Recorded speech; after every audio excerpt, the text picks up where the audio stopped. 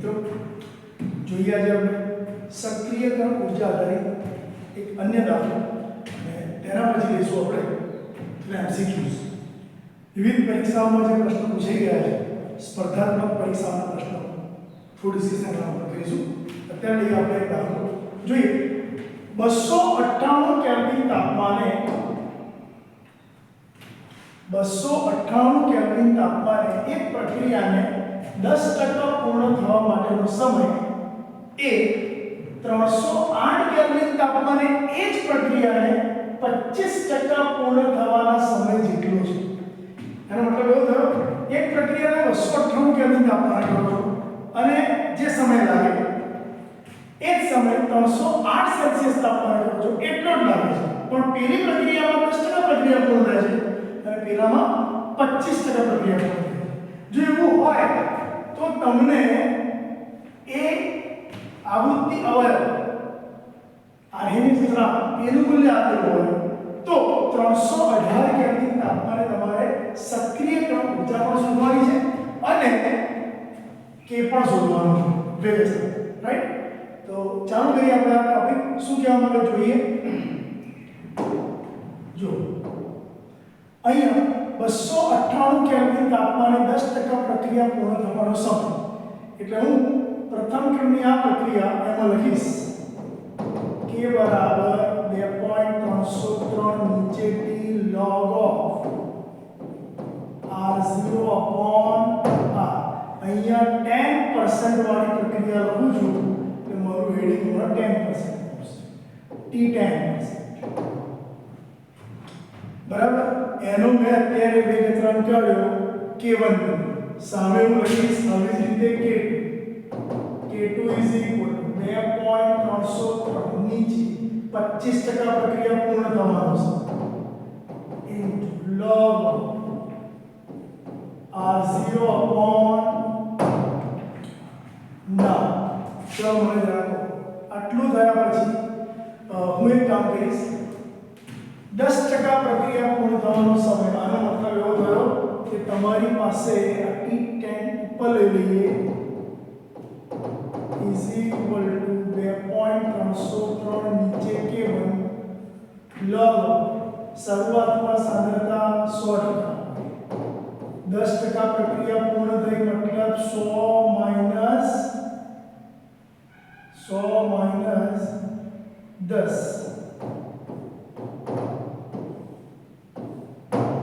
एवी रीते paper t25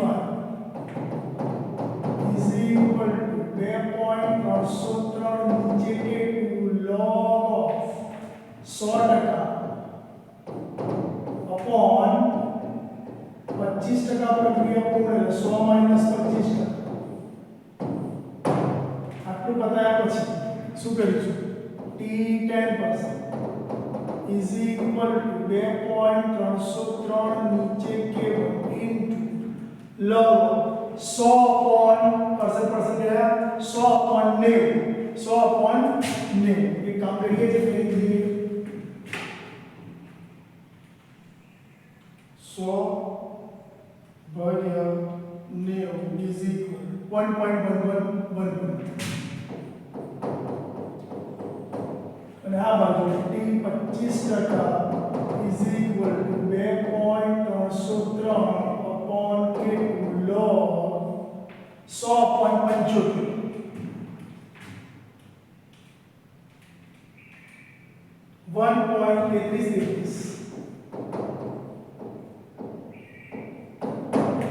બરાબર?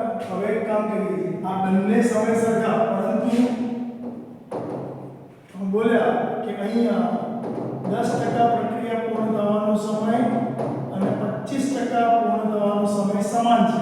આ બંને સરખા થઈ જશે તો 2.303 નીચે k1 into log of अच्छा एक काम करिए log 1.11 કરી નાખીએ. log 1.1111 આનો log જોવો છે શું કરીશું? કોઈ પણ વેલ્યુનો log જોવો હોય તો 1.1111 મૂકીને √13 કરીએ 1 2 3 4 5 6 7 8 9 10 11 12 13 -1 into 3558 is equal to 0.045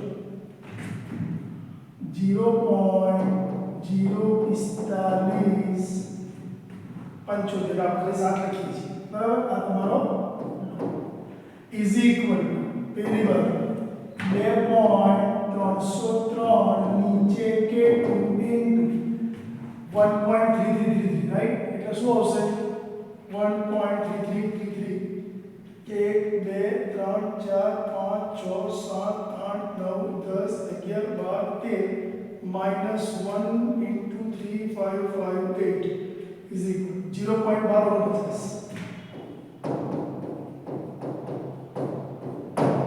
હવે શું કરીશું આ બંને સૂત્રોમાં જરા ધ્યાનથી જુઓ આ બંનેનું સિમ્પ્લિફિકેશન આપીએ એટલે બે બાજુથી એક ફેરવી જાય 2.1 K2 ઉપર આવી જશે K2/K1 is equal to 0.1249 ની નીચે 0.0 અને આ તમારો જે આવ્યો એ કેટલો વેલ્યુ જોઈએ 0.1249 પર ગયા 0.0457 is equal to 2.73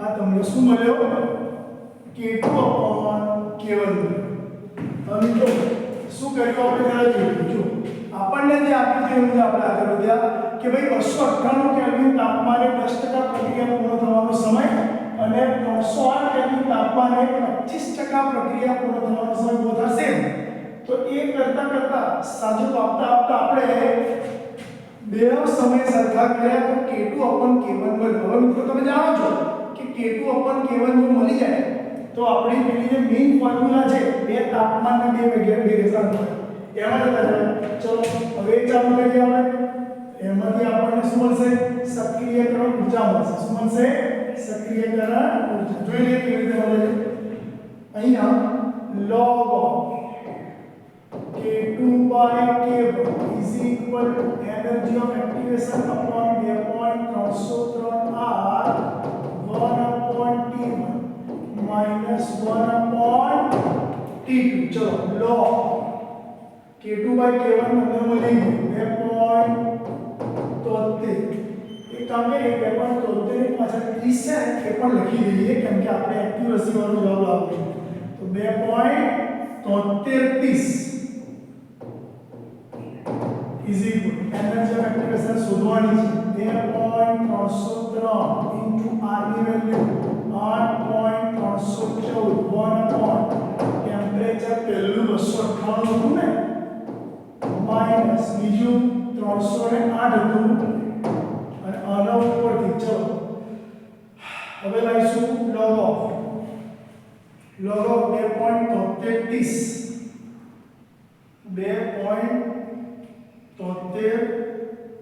2.33 આનો log જોઈએ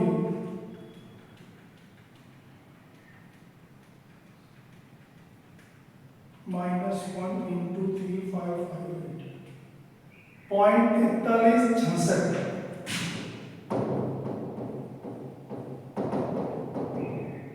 300 ઉપર 298 ઉપર જાય એટલે તમને 10 મળશે अपॉन नीचे 2.303 गुण્યા 8.314 ગુણ્યા 298 ગુણ્યા 308 આટલું સેટિંગ કરીએ તો એ તમને મળશે ચલો બધા ગુણાકાર ભાગ્યા 10 તો સાદું આપતા ચલો 0.4366 into 2.303 into 8.314 into 298 into 308 is equal to this upon 10 76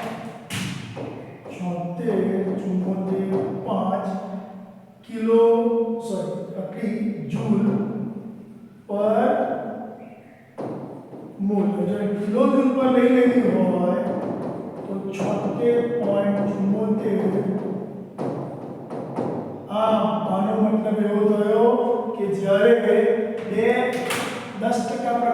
25% પ્રક્રિયા પૂર્ણ થવાનો સમય સરખો હોય તો એનર્જી ઓફ એક્ટિવેશન આપણને આટલી મળે. હવે એક કામ આપણું પતી ગયું. મિત્રો જુઓ, આપણું એક કામ પતી ગયું. શું?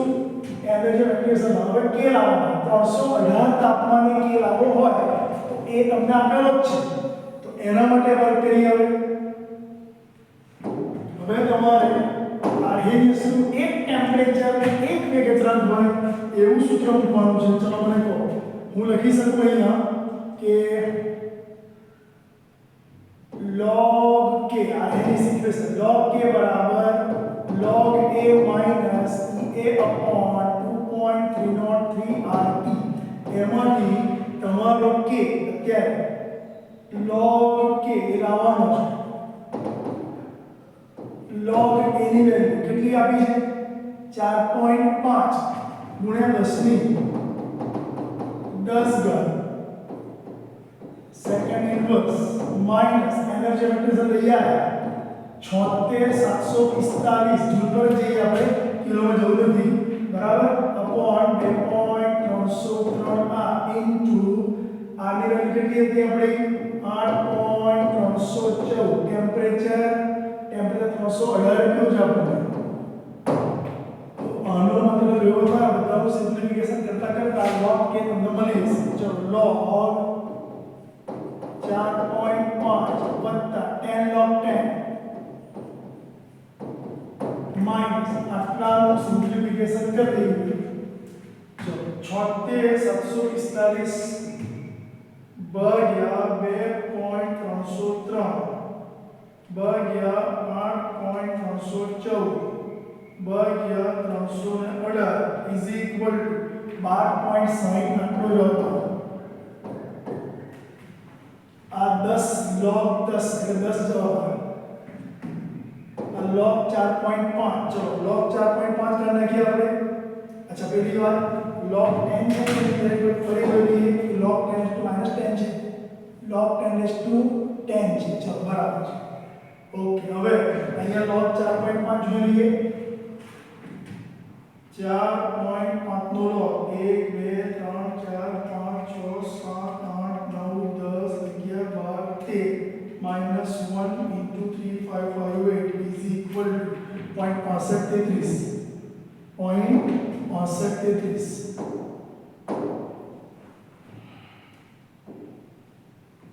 પછી 10 અને -12 0.6533 વત્તા 10 માઈનસ 12.60 10.65 વત્તા 10 minus 12.60 is equal to 1.9466 log k બરાબર આવે. તો log ને સામે લઈ લઈએ, આગળ માઈનસ હશે પાછું માઈનસ. યસ, તો k બરાબર antilog of -1.9466. યાદ રાખજો -1 માઈનસ એટલું એન્ટિલોગ ના દેખાય. શું કરીશું આપણે? એક આંકડો વધારે દઈશું 2 આવી જશે. -1 છે એટલે એન્ટિલોગ શોધવો પડે. કોનો? પાછળની ફિગરનું શું કરીશું તો કે 9466 છે અને 4 0 હોય એવા એકમથી સબટ્રેક્ટ કરીશું. શું જવાબ આવશે? 9466 બાદ કરો તો 0.534 બરાબર, 0.534 રાઈટ છે. તો એને મારે અહીંયા લખવું પડે. હવે મારે એન્ટિલોગ જોવાનું. ચલો આ 10 જે 12 દેખાય ને એને 10 ની ઉપર બનાવી દઈએ. 10 ની અને આગલી વસ્તુ જે દેખાય છે 0.0534 એન્ટિલોગ જોવા માટે આપણે લખી દેવાનું 0.0534 ભાગ્યા 3558 પ્લસ 1 ગુણ્યા ઇક્વલ ટુ 13 વખત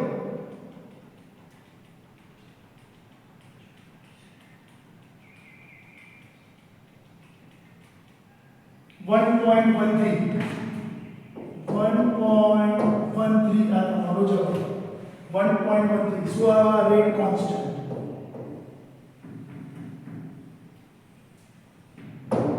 રાઈટ. તેનો મતલબ પ્રક્રિયાની અંદર એનર્જી ઓફ એક્ટિવેશન લઈ આવ્યા અને રેટ કોન્સ્ટન્ટ પણ લઈ આવ્યા. હવે મિત્રો આપણે એક વર્ક કરવા માંગીએ છીએ.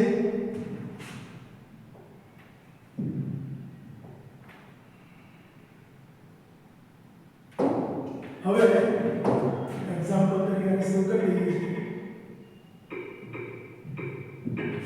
બરાબર, ગમે ત્યારે યુઝ કરી શકાય. હવે આપણે થોડુંક વર્ક પેલું બતાવીએ MCQ નું.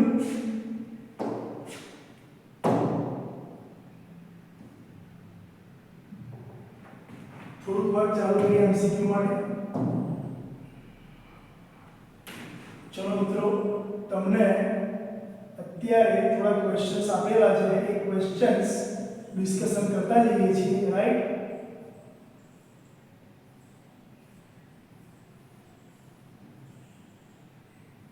યસ. ટોપિક આપણો શું છે? Assignment questions. નંબર 1, પ્રક્રિયા.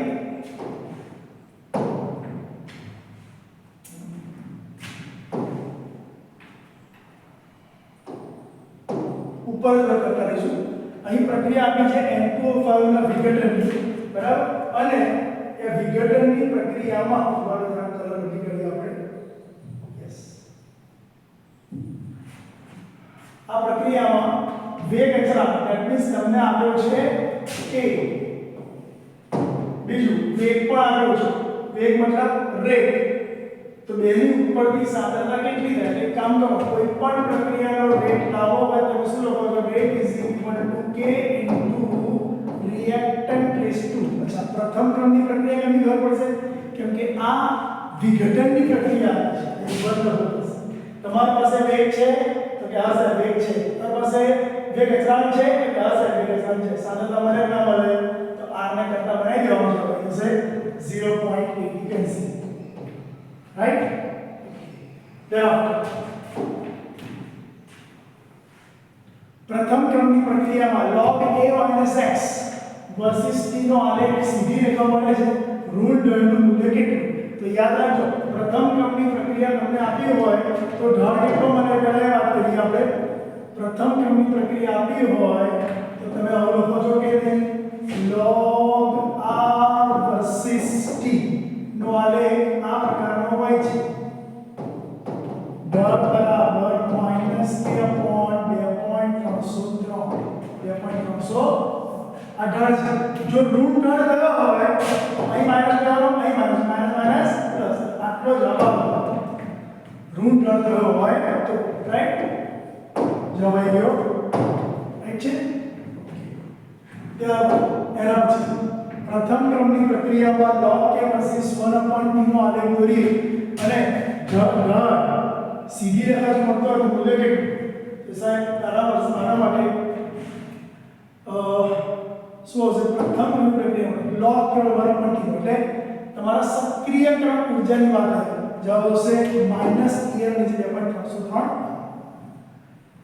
પ્રથમ ક્રમની પ્રક્રિયામાં પ્રક્રિયકનો જથ્થો 1/8 જેટલો થવા માટે, ઘટવા માટે શબ્દ આપણે બધી કરીએ છીએ. થોડો શબ્દ બધી કરીએ છીએ.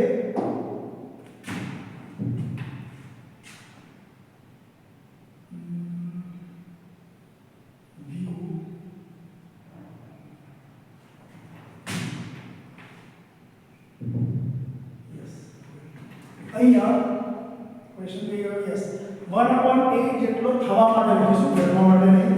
તો એ ટાઈમ 24 મિનિટનો છે. તો વેગ અચળાંક કેટલો? તો યાદ રાખજો મિત્રો, તમારી પ્રક્રિયાનો વેગ અચળાંક k બરાબર 2.303 નીચેની log of r0 તમારી પ્રક્રિયાનો શરૂઆતનો પદાર્થ કેટલો હતો? તો કે 1. હવે કેટલો થયો? તો 1/8. તો 1/1/8 જવાબ આવશે.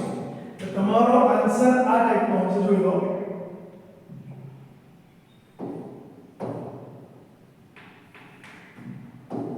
k બરાબર 2.303 નીચે t log 1/1/8. આ જ મેઇન વસ્તુ છે. log 8 હશે, બરાબર? બાકી તો ઓકે છે. અહીં તમે ટાઈમ મૂકી દેશો 24 મિનિટનો, એટલે તમને શું મળી જશે? k મળી જશે. ચલો આગળ આપણું છે N2O5 ના વિઘટનની પ્રક્રિયા N2O4 O2 માટે સાચું શું છે જરા મને કહેશો આ કેટલા આણ્વિકતાની પ્રક્રિયા છે દ્વિઆણ્વિક તો લખીશું આ પ્રક્રિયા દ્વિઆણ્વિક અને વિઘટનની પ્રક્રિયા છે એટલે ક્રમ કયો છે પ્રથમ તો કે આ દ્વિઆણ્વિક પ્રક્રિયા છે અને પ્રથમ પ્રક્રિયા છે રાઈટ એના પછી પ્રક્રિયા ક્રમ શેના દ્વારા નક્કી થાય હંમેશા કોઈ પણ પ્રક્રિયાનો પ્રક્રિયા ક્રમ એ પ્રેક્ટિકલી માપી શકાય અને પ્રેક્ટિકલની અંદર તમે જે પ્રક્રિયા કરો છો એની ક્રિયા વિધિને ધ્યાનમાં લેવી પડે તો યાદ રાખજો પ્રક્રિયાનો ક્રમ ઓલવેઝ એના મિકેનિઝમ પરથી નક્કી થશે સારા પરથી મિકેનિઝમ પ્રથમ ક્રમની પ્રક્રિયા માટે સાચું શું કોઈ પણ ક્રમની પ્રક્રિયા હોય જો t1 હાફ આપેલો હોય તો t1 હાફ ની સાચી ફોર્મ્યુલા તમને મારી આપું આવી રીતે લખવાનું t1 હાફ ચલે છે 1/r0n-1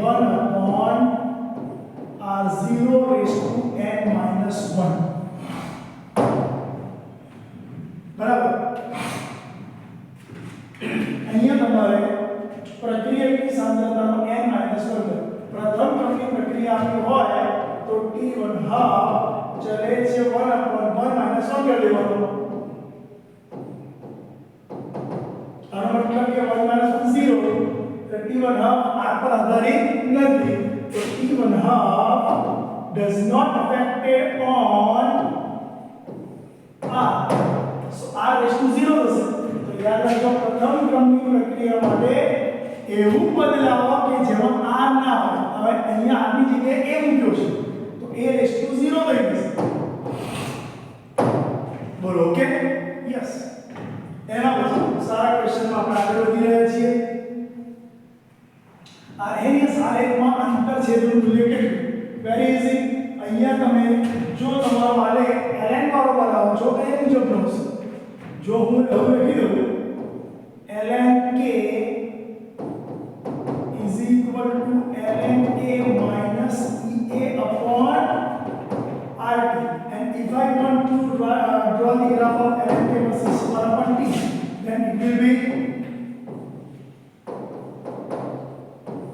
like this અને પછી આમાં ઢાળ જે મળે એ શું મળે કે માઈનસ એ નીચે આ જેટલો અને આંતરછેદ જે મળે એ કેટલો મળે ln a જેટલો અહીંયા પ્રશ્ન શું પૂછ્યો આપણને માત્ર આંતરછેદ પૂછ્યો છે કેટલો આવી ગયો ln રાઈટ ઓકે એના પછી થોડું સ્પીડ ઓવર કરીશું પ્રથમ ક્રમની પ્રક્રિયાનો હાફ લાઈફ ટાઈમ તમને આપી દીધો છે 693 સેકન્ડ તો આ પ્રક્રિયાનો વેગ અચળાંક કેટલો મિત્રો યાદ રાખજો ફોર્મ્યુલા તમારો છે આની અંદરથી કેના કરતા બનાવી દો મળી જશે રાઈટ પ્રથમ ક્રમની પ્રક્રિયાને 90% પૂર્ણ થવાનો સમય એ અર્ધ પ્રક્રિયા સમયથી કેટલા ગણો છે તો કશું કરવાનું નહીં આપણે આવો દાખલો કર્યો તો યાદ છે મને એક કામ કરીએ એક બાજુ તમે t 90% ઉપર લઈ જાઓ અને એક બાજુ તમે અર્ધ પ્રક્રિયા t 50% ઉપર લઈ જાઓ અને પછી બેવને કમ્પેર કરો યસ તો તમને મળશે જો પહેલી વાત તો t1 હાફ બાકી 50% તમે લઈ આવ્યા કેટલો મળ્યો 2.303 કિલો t90 લઈ આવ્યા કેટલો મળ્યો તો કે એ આટલો મળ્યો આ બેવને તમે ઉપર નીચે કરી દેશો તો t90 ને t1 હાફ તમને જવાબ મળશે સીધો 1/0.30 3.3 ટૂંકમાં તમારે શું કરવાનું નહીં બે જ કામ કરવાના t90 લઈ આવવાનો અને t50 લઈ આવવાનો t90 t50 બેવને ઉપર નીચે કરી દેશો ગુણોત્તર લઈ દેશો એટલે ઓટોમેટિક જવાબ તમને મળશે 3.3 ત્યારબાદ મિત્રો એના પછી પ્રક્રિયા તાપમાનમાં 300 થી 310 નો વધારો કરીએ અને પ્રક્રિયાનો વેગ 2.5 ગણો વધે તો જો 300 થી 310 કેલ્વિન તાપમાને કરીએ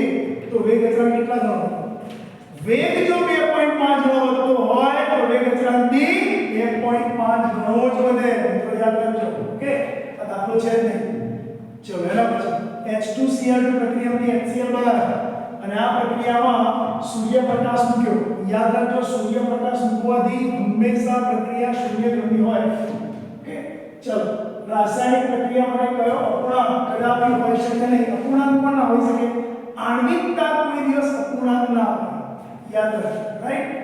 રાસાયણિક પ્રક્રિયાનો વેગ અને પ્રક્રિયાનો વેગ અચળાંક સમાન હોય તો ક્રમ શું થાય? જો યાદ રાખો, હું સપોઝ તમને એમ કહું કે પ્રક્રિયાનો વેગ અને પ્રક્રિયાનો ક્રમ સમાન છે, તો rate of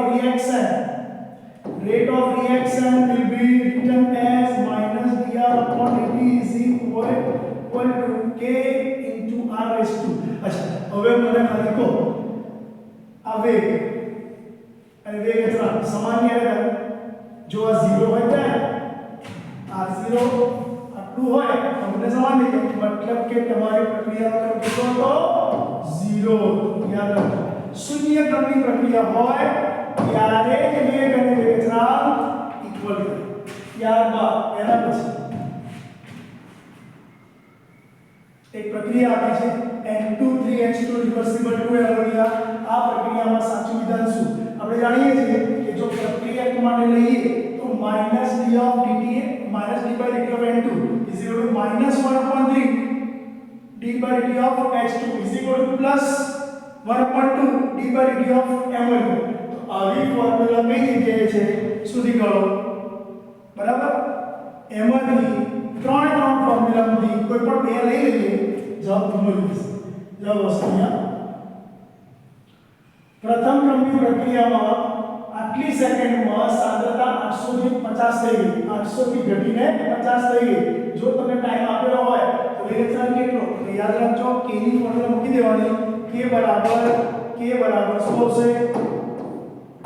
k બરાબર 2.303 ના નીચે t log ઉપર 800 નીચે 50. સાંદ્રતા પહેલા કેટલી આપી હતી? 800, પછી કેટલી થઈ ગઈ? 50. ઉપર 800 નીચે 50. એ માટેનો સમય કેટલો? આ સમય મળ્યો કે મને કેટલા મળે? સાદું આપતા વર્ક કરશો, આવડી જશે, કોન્ફિડન્સ લાવવો પડશે તમારે, રાઈટ? એના પછી 200 કેલ્વિન તાપમાને પ્રક્રિયાના વેગ અચળાંકનું મૂલ્ય 400 કેલ્વિન તાપમાને વેગ અચળાંકના 10મા ભાગનું હોય તો સક્રિય ઉર્જા કેટલી? મિત્રો દાખલો તમારે કરવો પડે. શું કહે છે? વેગ અચળાંકનું મૂલ્ય 200 કેલ્વિન તાપમાને પ્રક્રિયાનો વેગ અચળાંક એક છે, 400 એ વેગ અચળાંક 10 ગણો થઈ જાય છે, તો તમારી નવી પ્રક્રિયાનો વેગ અચળાંક 10 ગણો થઈ ગયો. ઉપર 10 આવશે, નીચે 1 આવશે. આની ઉપર તમે આપણે આ સ્વાધ્યાયમાં દાખલો કર્યો છે, લગભગ 26મો સ્વાધ્યાયનો 26મો કે 27મો દાખલો છે, જરા જોઈ લેજો, રાઈટ? ઓકે. એક ઘન પ્રક્રિયક ધરાવતી પ્રક્રિયામાં પ્રક્રિયા વેગ વધારવા માટે શું ઘટાડવું પડે? યાદ રાખજો, જેટલો પદાર્થનો કણ નાનો છે એટલી રિએક્શન ફાસ્ટ થશે. તો યાદ રાખજો, કણનું કદ જેટલું નાનું એટલો વેગ વધારે. પ્રથમ પ્રક્રિયામાં સાંદ્રતા 0.5 હોય અને જો વેગ 1.5 હોય તો અર્ધ સમય કેટલો? સિમ્પલ વસ્તુ છે. અહીંયા તમારે t ½ બરાબર 0.693 upon k પરથી લેવું પડશે જવાબ એક્ઝામમાં, કશું ખાસ નથી. ત્યારબાદ N2O5 ના વિઘટનની પ્રક્રિયા આપી છે. આ પ્રક્રિયામાં વેગ અચળાંક તમને આપેલો છે N2O5 ની શૂન્ય સમયની અને t સમય સાંદ્રતા આપેલી હોય તો જવાબ સાચો શું આવે? આ તમારા પ્રથમ ક્રમની પ્રક્રિયા ઉપરથી વર્ક કરવું પડશે, જવાબ સીધો મળશે. સારું બાબુ, તમે તમારા સાદું આપતા આવશો જવાબ મળશે. ઓકે. જો પ્રક્રિયામાં B ની સાંદ્રતા મળી ગઈ અને વેગ 4 ગણો થાય તો B ના સંદર્ભમાં પ્રક્રિયા કેટલી? સીધી વસ્તુ થાય. અહીંયા વેગ તમને આપ્યો છે k * a⁻b⁻. ફક્ત B ની સાંદ્રતા મળી કરીએ, B ની સાંદ્રતા મળી કરીએ ત્યારે વેગ બમણો થઈ જાય છે. એટલે આ 4 ગણો થતો, 4 ગણો. એટલે ઉપર મારે 4 લખવા પડશે. તો 4 * b જવાબ આવશે b = 2. અહીંયા તમારે પ્રક્રિયાનો વેગ અચળાંક k લેવો પડે. વેગ v1 = k * a⁻b⁻b. હવે નવો વેગ કેવો? તો કે v2 k * a⁻b⁻b. હવે એમ કહે છે કે નવો વેગ જે ખરો એ તમારો એનો b ની સાંદ્રતા મળી ગઈ તો વેગ 4 ગણો થઈ ગયો, રાઈટ? તો અહીંયા આપણે b લેવાનો, 2b કરી લેવાનો અને વેગ અહીંયા 4 ગણો લેવાનો. તો બધું સીધું મળશે b. મિત્રો, આવી રીતે તમારે લગભગ 75 જેટલા ક્વેશ્ચન્સ આપ્યા છે. થોડું વર્ક જાતે કરજો. 21 જેટલા ક્વેશ્ચન મેં કર્યા અને બાકીના બધા જ ક્વેશ્ચન મને લખીને નોટ્સ બનાવીને આપવાના છે. ઓકે.